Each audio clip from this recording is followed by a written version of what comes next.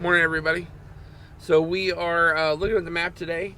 This is the updated map for this morning, and we're going to talk a little bit about the weather. As you can see, we do have some color on the map today. The orange areas in the Pacific Northwest, so Washington, Idaho, and Oregon, are all heat advisories for today. If you're traveling along the I-84 corridor through Twin Falls, Boise, Pocatello, you're going to be looking at heat around the 90s to 100s, if I remember correctly. I looked at it earlier. Off into Oregon, around Ontario and Burns, you're looking at the same thing. It's about 90s, 100 degrees. Going up into the Washington area, that's a heat advisory. It's a heat advisory for them. Excuse me.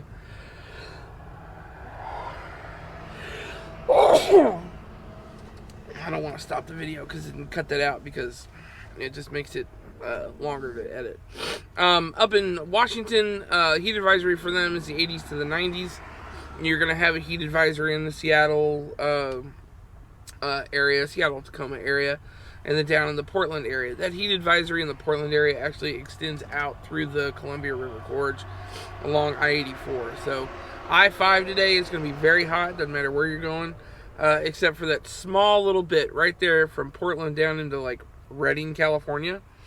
That is going to be cool. However, it looks like you're going to have a what is that? It's a air quality alert down around the southern part of Oregon. So think Medford, Oregon area.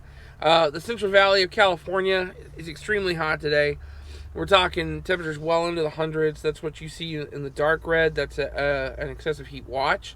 And then the dark pink, all in Southern California and Western Arizona, is all an excessive heat warning.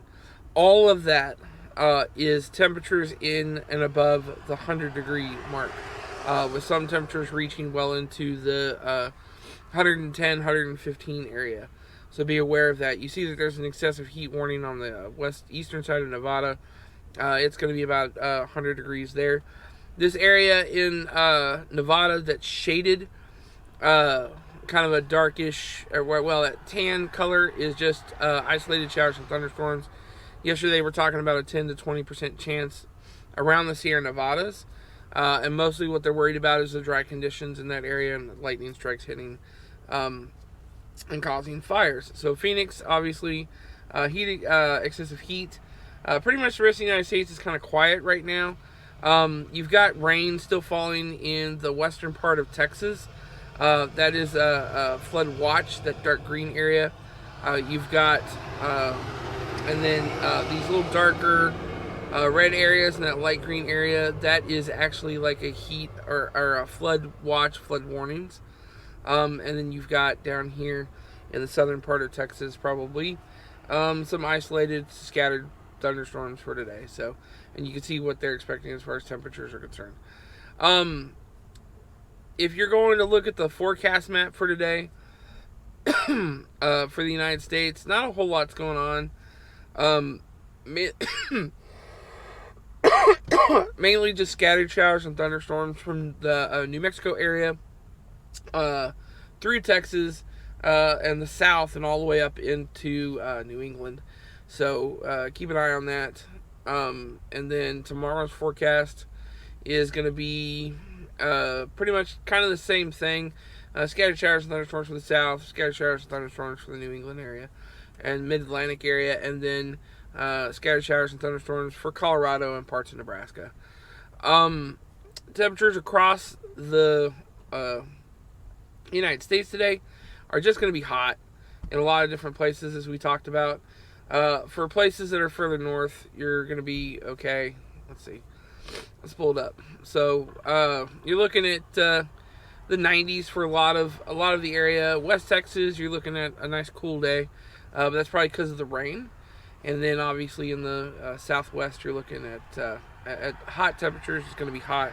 It's going to stay hot for at least until Friday, especially in like the California area and also the southern part of Idaho. So think Boise and everything.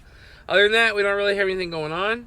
We'll take a look at the radar real quick, just because we can, and just see where all of the rain is. And as you can see, there's rain in Texas.